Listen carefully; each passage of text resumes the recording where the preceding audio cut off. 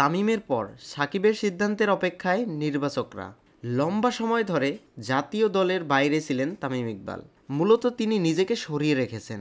গুঞ্জন ছিল আসন্ন চ্যাম্পিয়ন্স ট্রফি দিয়ে আবারও জাতীয় দলে ফেরায়। তবে গতকাল শুক্রবার রাতে নিজের অফিসিয়াল ফেসবুক পেজে তামিম জানিয়েছেন বাংলাদেশের জার্সিতে আর খেলা হচ্ছে না তার। আন্তর্জাতিক ক্রিকেটকে বিদায় জানিয়েছেন সাবেক এই অধিনায়ক। অবশ্য তামিমের চ্যাম্পিয়ন্স ট্রফির দলে চেয়েছিলেন অধিনায়ক ও টিম ম্যানেজমেন্ট, তবে তামিম আর না ফেরার সিদ্ধান্ত নিয়েছেন। ফলে এই ওপেনারকে বাদ দিয়েই পরিকল্পনা করতে হয়েছে নির্বাচকদের। তামিমের সিদ্ধান্ত জানার পর এবার সাকিব আল হাসানের সিদ্ধান্তের অপেক্ষায় আছে বাংলাদেশ ক্রিকেট বোর্ড।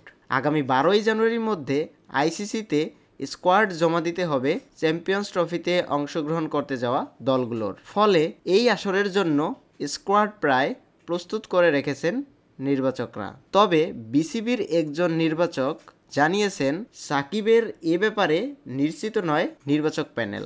এই সিদ্ধান্ত আসবে বোর্ড থেকে। বিসিবির সেই নির্বাচক বলেন, সাকিবের ব্যাপারে এই মুহূর্তে আসলে কোনো খবরই নেই, ও তো দেশেই নেই, কোনো আলাপই হয়নি।